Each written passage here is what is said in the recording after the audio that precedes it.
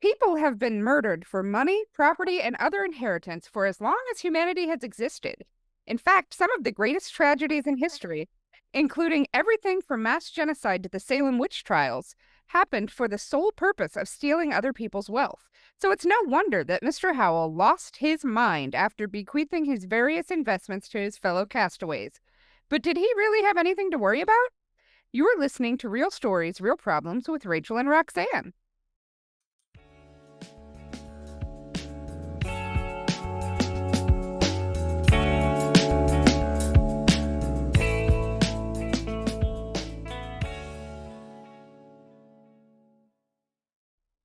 Rachel, how are you today? I am so good. Today's been the best day, Roxanne, Oh, do tell. Why? What's going on? because for the first time in a year, I found a doctor who's addressing my perimenopause issues. Fabulous. Somebody finally is taking you seriously. Yes, I made fun of them, but you know that, like, what you might not know, because Facebook just knows, your algorithms, but I get constant ads for, like, MIDI and Winona and all of these, like, online Zoom-only doctors who are their sole focus is perimenopause and menopausal symptoms. And I had always just kind of written it off as, like, well, that's, going to be a cash grab, what have you. And I was going to my regular doctors and nobody was helping. And I was going to, I had imaging done. I had all this stuff and everybody just keeps saying, you're just getting older. That's what happens when you get older. And so I, Yeah. you know what? I'm going to make an appointment with Mitty. And my doctor was the greatest person I have spoken to. And Oh my God, that's fabulous. she was so wonderful. And when I said, this is my situation, she said, okay, let's talk. Here's 5 options of things that you can do. Let's talk about what you want and why. And let's see what we can make work. And so we went through, I had blood work that I had done in March.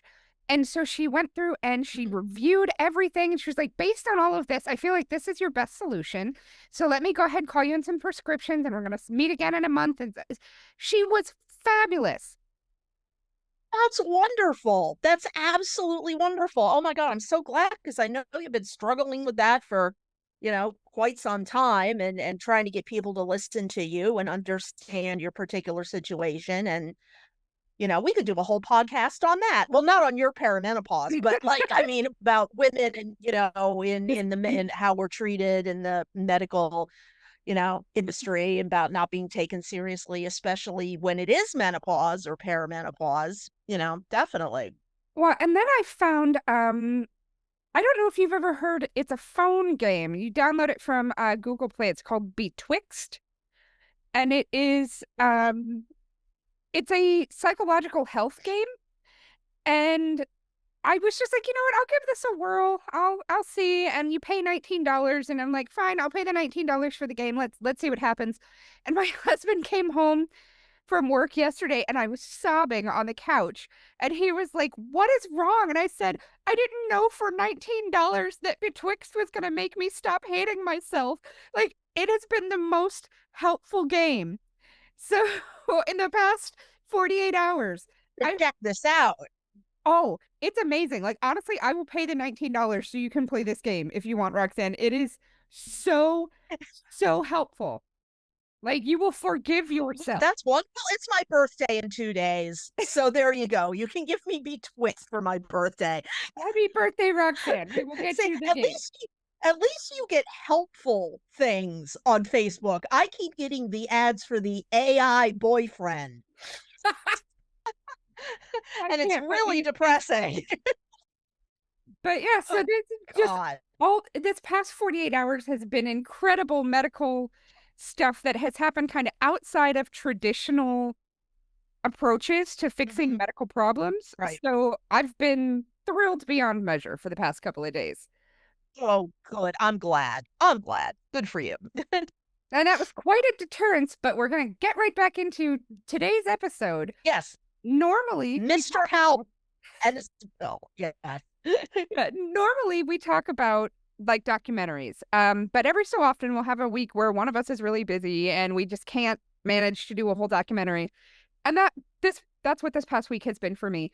So we decided to do an episode of Gilligan's Island. And so this came out in 1966 was when this episode aired. This might be the oldest one that we've done at this point too. I think, yeah, I think it is. It's before I was even born. So by all means, take us there. Well, in 1966, America was deep within the Vietnam War, dealing with all of that. That was when the Beatles were in an interview in the London Evening Standard, and John Lennon commented, "We're more popular than Jesus now," which sparked that whole controversy. Um, Right. LBJ signed a bill creating the United States Department of Transportation. And then, most importantly, the movie It's a Great Pumpkin, Charlie Yes. Brown, premiered on CBS. Absolutely. That far outshined anything going on in Vietnam. This the Great Pumpkin was, that's where I got my wonder. I got a rock. I love that. That's one of my favorite lines. It sums up my life so beautifully. I got a rock. I mean, I watched Gilligan's Island faithfully when I was a little girl. Obviously not in first run, but I loved it. And you could tell in this episode the actors were having so much fun with this one, with the overacting and the big dramatic facial expressions and the almost slapstick body language. It was, you could tell they were having a blast. And that's always fun. When the actors are having a good time, that's always a good sign. Well, and anytime you're watching Gilligan's Island, you have to approach it from the point of view that I'm gonna get my seltzer or my, whatever I'm drinking, and I'm gonna have some popcorn, and this is gonna be goddamn ridiculous. So let's go. Because it is the the dumbest plots, but it's so fun. Like you just have to go into it knowing that it's gonna Oh, be it dumb is. and fun. Um, and this episode was Yes, you need no to put different. your Willie. And so in this one, the first thing that I noted was in listening to the theme song when it started, I was immediately 6 years old again, sitting in the living room of my babysitter, watching reruns of Gilligan's Island all summer. Yep. Sure, sure. You know every word. You sway back and forth. Yep, absolutely. And then, honestly, when I was listening to the theme song, I loved this so much. I would like to see more TV shows with theme songs that explain the backstory. So every episode, Yes, the exposition. The first 40 seconds, we know the whole story. The subtleties, like why Mrs. Howell had so much luggage for a 3-hour tour, things like that. We'll never know, you know, but still. well, and honestly, like as I was going through trying to pick episodes, these people were not deserted on this island. The number of times other people, including frickin' Zsa Zsa Gabor, popped up on this island, like it very clearly they had access to people and other things, and it just never worked out for them to be able to get off the island. Yeah, and every time there's a special guest star listed in the credits for Gilligan's Island, you're like, well, surely they have a ship, or a plane or some other mode of transportation that got them there. And this one opens with Marianne is wandering around in the jungle and she's picking flowers. She's wearing high heels and little like Daisy Duke shorts, and she's got her Right. hair like back in a scarf. Very much not flower picking in the jungle attire. No, certainly not in the sand. High heels in the sand. Yeah, let's try that. And she walks in, she's got these flowers in a vase, and she walks into the most luxurious grass hut I've ever seen in my entire life and sets these flowers down. And Thurston Howell is getting better medical care than most Americans in the modern day. Yeah, oh yes, absolutely. Everybody there is hovering over him, busily moving around. Oh yes. And the professor, God love my favorite character on this show by far is the professor. Hands down. He Hands has down. taken boat parts and created like medical devices. So he's checking temperature, and Gilligan's leaning over him and going, "Oh yeah, and his barometric pressure is pretty high too." 'Cause he's Yeah. using the boat sensors. But he's got like He's managed to build a stethoscope and all this other sort of stuff. And I was like, Professor, if you put 1/10 of that ingenuity into that whole building a raft and going home thing, you know, But then we wouldn't have this wonderful episode to talk about. So there you go. And Ginger's there being a nurse, and Mrs. Howell's there, and the professor gives his diagnosis, which is, "You have a tummy ache, Mr. Howell." Like, he starts with this Yes. very detailed, like, "You're having gastrointestinal distress," and he looks at, like, Gilligan, and he's like, "That means he has a tummy ache." So, Right, right. um, but Mr. Howell's in bed with his teddy bear and being such a stereotypical man about having Yes. just this crazy reaction to being sick that he needs all this care. And it was just so ridiculous and silly and adorable. Right, Uh, right. and as he's feeling better, he gets so thankful that people kind of stepped up and were helpful to him. And he and Mrs. Howell seem to not be aware that they are stuck on a deserted island. Yeah.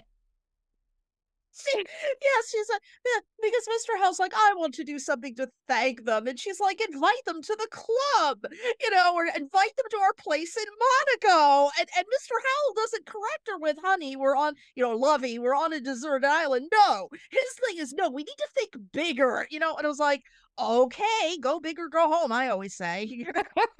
Well, they should go home. They've had plenty of opportunities. Opportunities. But so he's decided he's going to leave them money or valuable things in his will. And he's dictating his will to his wife, Mrs. Howell.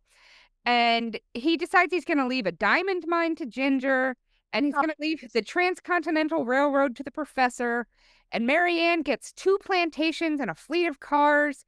And Gilligan gets an oil well. And the skipper gets downtown Denver.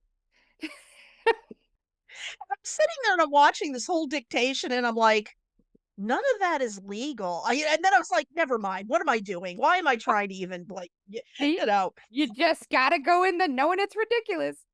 Right, exactly. Right. So like, okay, whatever, Mr. Howell, you go, babe. Yeah. And so Right. he's written all of this out and hands them each these documents that prove that they now get these things when he dies. And they start making their plans for what they're going to do with all of this money because that's what you do when you have the prospect of money, whether you bought a lottery ticket or you're applying for a new job or whatever it is you're doing. If you see, I might have a lot of money coming up, you play that game of what would I do with all of this money? First, And the Powerball was up to $1 billion. Everybody was living on that $1 billion. I certainly wasn't. I didn't even have a damn ticket. I mean, it's fun. It's certainly. But I kept sitting there thinking to myself, even if Mr. Howell does keel over dead tomorrow, you're still on this damn deserted island. You're not going to be able to do anything with downtown Denver. well, you know, unfortunately for Mr. and Mrs. Howell, this is season 3. They are probably presumed dead, and their property has been handed out to whoever it is that would be next in line to inherit that. their actual will of record is probably going to be executed after 7 years. That's when you can declare someone legally dead. So yeah, if they don't get their asses in gear pretty soon, Mr. Howell is going to come back to destitution because his board of directors probably now has all the money. You're right. But like, so they're talking about the things they want to buy, and Gilligan plans for wealth like a child. He's like, I'm going to get a new skateboard, and I'm going to have my tennis racket restrung, and I'm going to buy 5 pounds of licorice. No, 10 pounds of licorice. Just Yeah, ridiculous, like childlike things you would do with the money. And sure. the skipper wants to buy a new boat or a fleet of yachts, and Ginger wants to buy Broadway, and she starts practicing her facial expressions for when she gets to be on Broadway because she owns it. Yes, she's going to produce her own play and star in it. Yes. And then Marianne is talking about, do I want to live in London and summer in the French Riviera, or do I want to Right. live in the French Riviera and summer in London? So she's doing this, I'm going to live in Europe thing. And the professor is planning his brand new research facility and nuclear reactor. That was kind of alarming, actually. Yeah, but I mean, I get it. If he is as talented as this show gives him credit for being, that is the Mhm. only man that I trust to actually have a nuclear reactor. Oh, absolutely. Oh, of those seven, yeah, definitely. And again, remember, 1968, nuclear power was the way to that was the way to go. That was the new energy of the future, you know? So you have to look at it in context too. That is really, I mean, I loved in the document that you sent me about you some of the language didn't age very well. Yeah, Yeah. that. Uh, so some of the language, like they talk about one of his ancestors or Mrs. Howell's ancestors being murdered by Indians. And they keep talking about things like, well, girls can't keep secrets. So let's go talk to the girls and see if we can find out what they're up to. Just like very, very stereotypical and things that would be very offensive today. You would never use that language in a modern show. Well, what's funny is I did the math and because he said it was Grandmother Howell when the Indians were invading her house or something, and I did the math. I was like, "All right, Grandmother Howell, if this is 1968, Grandmother Howell was probably born near 1870 or 1880, and that was during the time of the Creek uprising and all of the, various indigenous American troops that were like, "Wait a minute, no, this is no, no, no, we're not gonna." Yeah. So that's definitely probably what they would have said, the absolutely Indians. It was not considered an offensive term. But and then he says to his wife, "Oh, girls can't make up their mind." And she titters. She actually titters. Mrs. It's like, Howell. do you know he's insulting you, Mrs. Howell? Mrs. Howell strikes me as somebody who may have been lobotomized at one point. She just she just goes along with everything. She has no opinions and she's happy with all the things and then at Oh, one point yes. he's talking to her about what are you knitting? And she goes, "No, I'm not knitting because if I was, I'd be saying knit one, purl two. I am doing needlepoint, which is in and out and in and out." And I'm like, that's the most Like, robotic in and out. thing. Okay. But so Mr. Howell starts feeling better and he starts thinking that people are trying to kill him for his money, which Right. makes no damn sense within the context of this show. Because It's not. they're all stuck on this desert island. Like, there would be no point in killing the man if you're stuck on the desert island. Push him off the ship on the way back if you want to, but Yeah, exactly. You're not gonna get your money that day. What do you think the probate lawyer is gonna parachute onto the island? well, given the guest stars in this show, that's not out of pot the range of Realm possibility. that's true, considering the Harlem Globetrotters eventually end up on Gilligan's Island.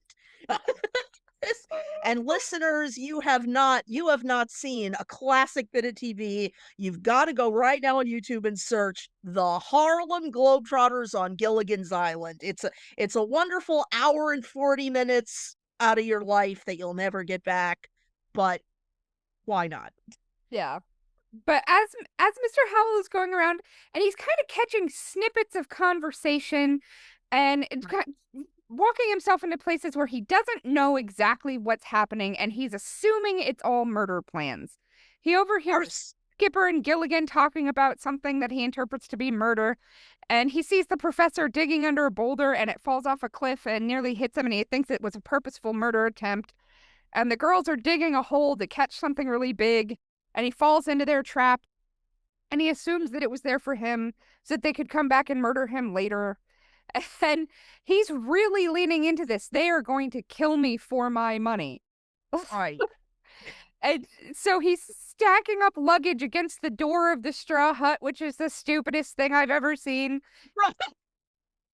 Like, like if I can just stick my fingers through the wall of your house and move, Right. that Exactly. Yeah. that's not helping a whole heck of a lot. But so they're going through this whole thing, and then we as the audience get to go see what was actually happening in those moments. And we see that they're planning a surprise party for Mr. Howell. And that the professor is looking for mushrooms that only grow under these boulders, and that the girls are trying to trap this wild boar so that he can have, barbecue ribs. And they comment that they haven't had meat in 3 months. They have proper medical care and housing and all this stuff, Right. but no meat. And Gilligan's getting wasted on punch. I mean, oh, yeah. Gilligan got super drunk. Yes. It was very cute. And so he's misinterpreting this, and we're seeing them be so grateful for Mr. Howell that they're putting this party together. And he decides he's going to go to the other side of the jungle and live on his own, away from everybody else, to avoid being murdered. And Right. then, And he, of course, he takes his luggage after dressing up like Alan Quartermain. He takes his luggage and his walking stick, because you need that, and sets off to the other side of the island, the dangerous side of the island, I guess. his And I'm khaki just shorts sitting and there, and he leaves his wife behind, you know. It's like, yeah, it just totally leaves Mrs. Howell behind. And granted, if I were going to live out in the jungle, I would also leave her behind. I don't think she would be happy or helpful. no, certainly not. But she, you know, that she can't survive on her own. No. She would just sit there and like decompose, you know, without him to like bring her food and things. She would forget to eat. That's how stupid this woman is. Yeah. And at this point, Mrs. Howell is talking to everybody else, figures out the miscommunication, and tells everyone that Mr. Howell moved to the other side of the island to avoid the imminent murder that he assumes was coming. Right. And so they decide they've got to go get him and bring him back so that he can know how loved he is and that they can have this party. And so he can hear them coming, and he places his pith helmet over a pit of quicksand so it looks like he got eaten by the quicksand. And Right. just the slapstick miscommunication back and forth that was, this TV show, every single episode. Sure. Um, and so when they find the hat, they assume he died, and they hold a funeral for Mr. Howell. And for some reason, Mrs. Howell has a full black dress and veil, like she's got full funeral Yes. She's got the attire. widow's weeds. She brought those with her for the 3-hour tour just in case this happens. And they've managed to build an entire bamboo and grass altar covered in Right. flowers. Like, these are the most ingenuity people that I think ever Right. existed. I know. They're talking about how much they love Mr. Howell and all the things, and then as they're standing there and they sniff, and they're like, I didn't even want his diamond mine, and they're tearing up Right. these sheets of paper and saying that they don't want his money, and then he falls out of the tree. Yes. Um, and in his excitement at hearing all of this, and he leans over too far and he falls out of the tree, and then they're so excited that he's there that they build a big celebratory cake, and Mrs. Howell jumps out of it and a yay, you're alive and here and we have you back. So they've got the ability to build a giant 3-tier person-sized cake. Hey, yeah, No raft, exactly. no boat. No, no, but they can, and the trolley to wheel it in on, you know, a big piece of wood that would float beautifully, you know, and then she and even and I'm watching this and I'm like, wow, the girl jumping out of the cake cliche. Really? That's a thing in 1968. Okay. Good to know, you know. So, yeah, it was just so delightfully silly and really fun to watch, and y like I said, the actors were having such a good time, especially Jim Backus. I mean, the way he was chewing the scenery, you know, and it was just so fun. It was absolutely fun. And it was also nice because you could see, you know, how much the castaways really do love each other and really do depend on each other, that they were gonna have this nice party just because they love Mr. Howell. And, you know, and it's great because they got to have the party anyway. They just turned it into a "Yay, you're alive!" you know, party. Yeah, and I remember watching this show as a kid and loving it so much, and now this is the first time I've sat down as an adult to watch it, and it is super ridiculous, but I gotta tell you, that professor, he can get it. He is super hot. No, you should see Russell Johnson's episode of The Twilight Zone where he also plays a professor. He's got Yeah. it tight, No, man, and a handsome egghead who can solve problems with his mechanical engineering. That's my type. yep. Give that man a nuclear reactor. Absolutely. Yeah. No, no, no. Absolutely no. The professor was always my favorite character as well. Um, yeah, no, this is a good, it was so much fun, but you know, sadly, this happens in real life. We've seen it happen a million times, we true crime fanatics. And you have some wonderful statistics on this too, I think, that I Yes, saw. I pulled up some information and some statistics about this, and really anybody who has ever watched any true crime anything, Mhm. one of two things happens. A woman is kidnapped while jogging by somebody who is a serial rapist and or murderer, Yep. Yep. or somebody came into money and everyone in their life tried to kill them. Like that. Exactly. So aside for that first one, which is clearly physical fitness will kill you, all right? So bad idea. You know? Don't Yeah. When jog. you come Don't. into money, everybody's gonna try to kill you. Certainly. Yeah. Mhm. And realistically, inheritance basically just, giving your stuff, your money, your titles, your debts. You can inherit debt, apparently. Yeah. All of these Yep. things, your privileges and rights and obligations. When you die, you can pass those down into other people. That we all saw that very recently when Queen Elizabeth died and passed the monarchy on to King Charles. Like, Right. just, how people do. And the rules of what can and cannot be passed down through an inheritance or what's going to be taxed and what's not vary from state to state and country to country and culture to culture. So it's very different depending on where you are and what's going on and all of that jazz. Um, but the the argument, like there's been a solid argument made that inheritance has a significant effect on social stratification and Mhm. that it's kind of this integral part of how money and resources kind of move through the classes and society as a whole and the distribution of wealth. And part of the reason that estate taxes exist and inheritance taxes exist is because if you don't have those things, all that money pools into a small group of people and it just keeps getting passed down that same small group of people. Mhm. And so that's realistically back on dry land where Mr. Howell's, people saw that he disappeared and they had to take over his stuff. If they assumed he was dead and declared him dead and he had a will, that would have determined what was getting passed down and his inheritors would be taxed or not, depending on how much they got and what was passed down and all of that stuff. But it's really interesting to think about inheritance from the point of view of somebody who is maybe or maybe not going to get something because you never really know unless you're super wealthy what your parent Right. will have to pass down to you. Kind of a crapshoot. Depends on their health and their old age and what they were able to accumulate over their lifetime. Mhm. And Mhm. I know that my parents have it set up so that uh, when they are dead, if something happens and they pass on, my brother and I are split to get everything split 50-50, and that I can just walk into a branch of their bank wherever I am and that they will transfer that my half of that over to me. They've already done all of the legwork, Yep. but that means nothing because they could end up in long-term care and all of their resources could be drained and they could leave behind nothing.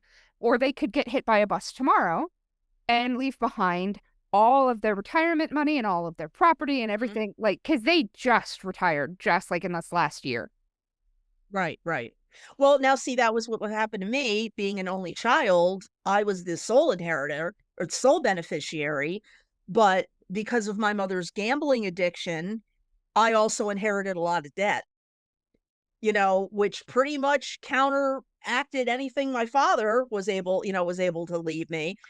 And I remember going to the accountant, like, to get my taxes done, and my accountant said to me, you know, "Next year, you'll have to deal with inheritance tax." And I started laughing and I said, "If my father left me enough money that I will have to pay inheritance tax on?" You know? And again, like, we always talk about my punching him in his undead face. Yeah, but, no, that didn't happen. I didn't have to pay any inheritance tax, but like you said, it was a crapshoot. If my dad had died 10 years later than he did, it would have been a much different story. Had he died before my mother did, it would have been a much different story. From it changes from day to day. You can't just say, "Oh, well, my parents are wealthy or my parents are fine, therefore I'm going to be fine." No, no. You have no, even if you're the only child, sometimes you don't know what's going on in those bank books that one of them may have squirreled away somewhere. And more than that, right now there's a lot of talk kind of in financial sectors about this great wealth transfer that's coming, where the baby boomers are going to die and pass all of their wealth down to their children. And that's when millennials and Gen Z are supposed to get, not Gen Z, Gen X and millennials are supposed to get their inheritance and supposed to come into wealth. But there are Right. already factors put in place to stop that.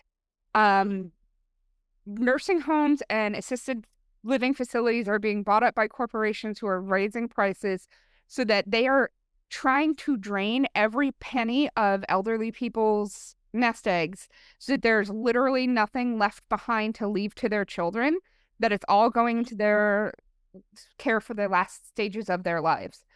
And so Sure. there's this debate, is there actually money coming or no? Right. That's an excellent point. I mean, I have a cousin who she's 13 years older than me, so she's knocking on 70.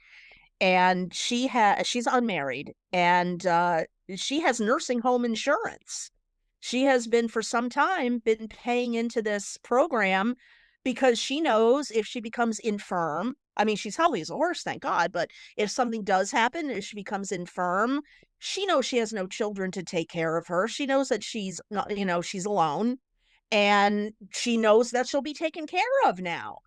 Um, but what if she is, like you said, is hit by a bus?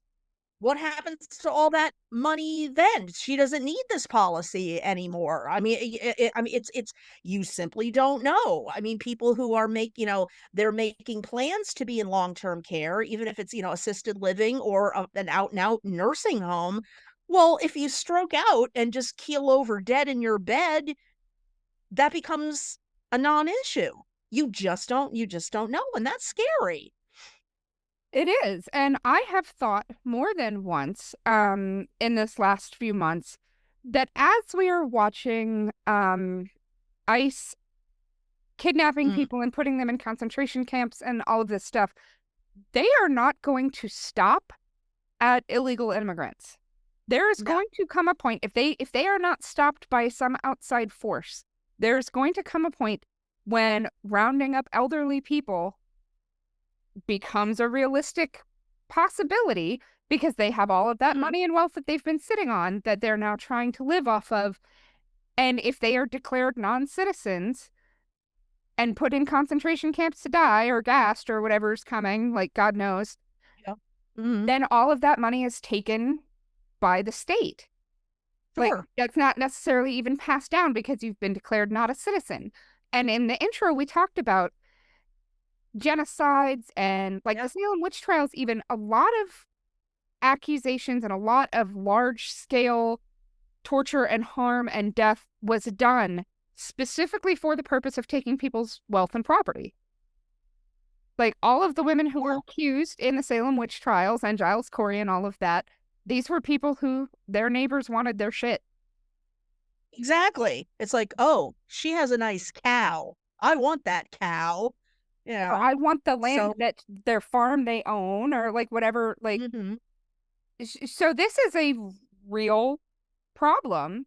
Um, And it's a much larger issue, so I understand why Mr. Howell was freaked out that somebody would wanna kill him for his stuff. Within the Right. context of the situation he's in, it doesn't make any sense, but just like in that lizard brain part of a human, it makes Sure. sense that he would be worried about it. Um, Well, but and Mr. Howell is the very embodiment of capitalism. And capitalism is whoever has the most stuff at the end wins. I mean, that's really all capitalism is, get all the things. You must get all the things.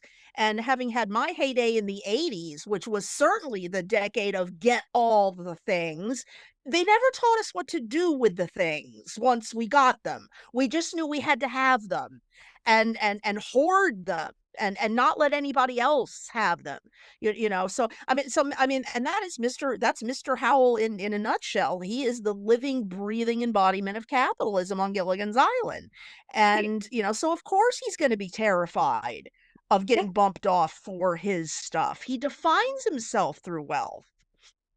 And Sherwood Schwartz, the guy who created Mm, Gilligan's Island, has yeah. said in interviews and stuff that the characters on Gilligan's Island are representations of the seven deadly sins.